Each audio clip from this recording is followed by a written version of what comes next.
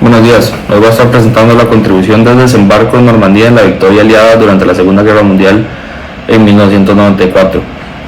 Antes de empezar quiero explicar lo que fue el desembarco en Normandía, también conocido como el Día D. Esto fue un esfuerzo aliado para recuperar control de Francia de los alemanes que lo habían tomado, que Francia estaba en control alemán desde 1940. Entonces este era el esfuerzo de los aliados para retomarlo.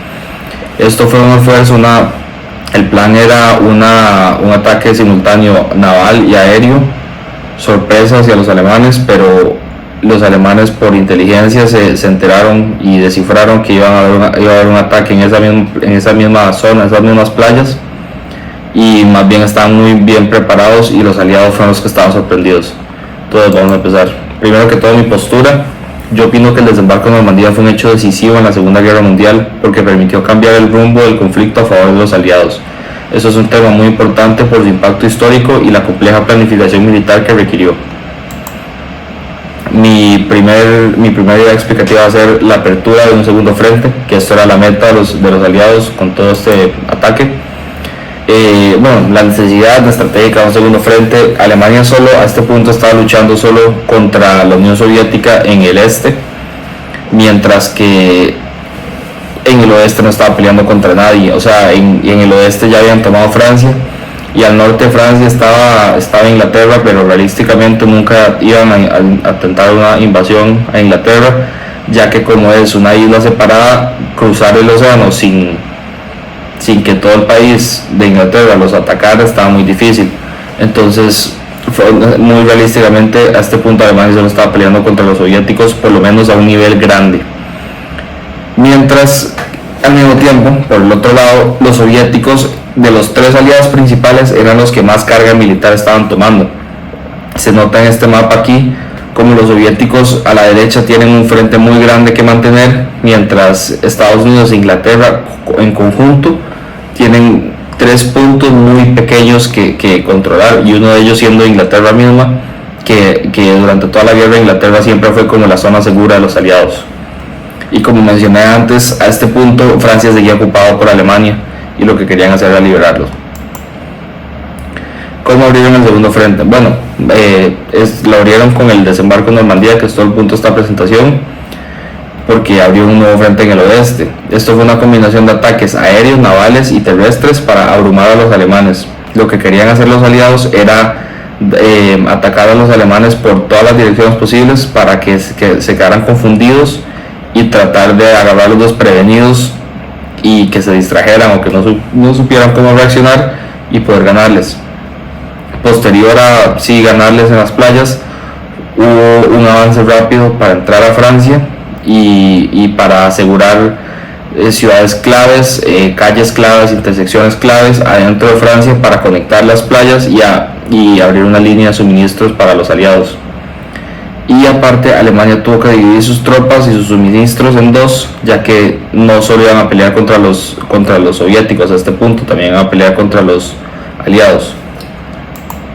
El efecto inmediato de este segundo frente fue que la Unión Soviética recuperó su ritmo en su avance hacia el oeste, porque la Unión Soviética lo que quería hacer era llegar a Alemania y a Berlín para ganar la guerra, pero como estaban peleando contra todo el ejército alemán estaba muy difícil. Pero ahora que los alemanes tuvieron que llevarse tropas al oeste, entonces sí estaban avanzando más fluidamente los soviéticos. Alemania también perdió capacidad de respuesta rápida, ya que sus tropas estaban muy escasas y muy esparcidas. No tenían tropas de refuerzo por si había alguna emergencia, algún aliado que le tenían que ir a ayudar. No tenían tropas para hacerlo, no tenían cómo responder rápidamente. Y además se dice muy a menudo que desde esta situación, desde este desembarco en Normandía, Alemania empezó a retroceder muy rápidamente y muy continuamente, con un par de excepciones, pero la mayoría de la guerra de ahí en adelante fue ellos retrocediendo y los aliados empujándolos de vuelta a Alemania. Mi segunda idea explicativa es la logística y el desarrollo del desembarco. Primero que todo, la logística previa al desembarco. Los aliados estaban organizando la operación naval más grande de la historia para cruzar el Canal de la Mancha, que es el canal entre Francia e Inglaterra. Se coordinó el movimiento de miles de barcos, tropas, aviones y suministros simultáneamente, que fue un hecho logístico increíble.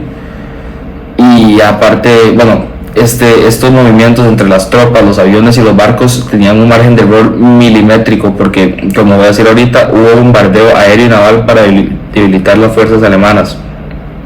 Si fuera que uno de los misiles pegaba antes de que llegaran las tropas, los alemanes iban a enterar y iban a defender la playa. Todo esto es con la suposición que tenían los aliados de que esto era un ataque sorpresa. Y si los barcos llegaban antes que los misiles, entonces las defensas alemanas iban a estar muy fuertes, entonces no iban a poder, hubieran tenido mucho menos chance de sobrevivir la invasión. Y también se soltaron paracaidistas detrás de las líneas alemanas para cortar las rutas de refuerzo alemanas y para tratar de atacar a los alemanes por atrás y por adelante. Esto es una estrategia muy buena, pero como dije antes, los alemanes ya esperaban a los aliados, entonces sí tenían listas defensas antiaéreas para los aviones y para los paracaidistas. Muchos aviones se cayeron y muchos paracaidistas también les dieron mientras caían. Y los que sí cayeron o muy lejos de la zona donde debieron haber caído, o cayeron en agua, porque esta era una zona muy rural de Francia y los alemanes inundaron las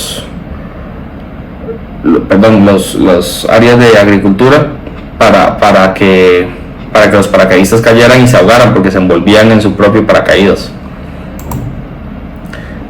El desarrollo del desembarco, el ataque se realizó en 5 playas simultáneamente: Utah, Omaha, Gold, Juno y Sword. Esto fue para evitar que Alemania concentrara todo su poder, toda su defensa en un solo ataque aliado. Y entonces lo que hicieron los aliados fue esparcir sus tropas para que los alemanes esparcieran las de ellos. Las tropas, como ya Alemania sabía que ellos venían, pusieron en la playa muchas minas, muchas trampas, muchos obstáculos, y aparte reforzaron, porque esta área de Normandía era un puesto militar alemán, pero muy mal reforzado. Entonces lo que hicieron fue reforzarlo mucho con ametralladoras, y eso es lo que tuvieron que enfrentar los aliados al llegar. Y cuando lograron asegurar todas las playas, ya conectaron los sectores de playa por atrás, por las calles, y también por el agua, como voy a explicar ahorita, para conectar una línea de suministros para poder mover cosas para la gente que lo necesitaba. Esto es un pequeño mapa de la invasión. Aquí se ve las 5 playas: Utah, Omaha, Gold, Juno y Sword. Aquí se ve que los paracaidistas cayeron detrás de la playa Utah, y la playa Omaha es la que más violenta fue, es la más sangrienta, y fue donde más defensa había de los alemanes. Este mapa es de los más simples que hay de este ataque, de los más simples todavía siendo detallado, porque un mapa de verdad es increíblemente complicado la logística que tenían que manejar. Y la innovación logística para el avance: construyeron puentes artificiales que se llaman mulberries para desembarcar equipo pesado sin capturar un puerto real, que son estos puentes aquí. Estos son puentes portátiles y fáciles de armar y desarmar y de cargar para poder conectar todas las playas y mover suministros por el agua sin tener que dar toda la vuelta por la calle. También instalaron una tubería submarina de combustible que se llama Pluto, desde Inglaterra hasta Francia.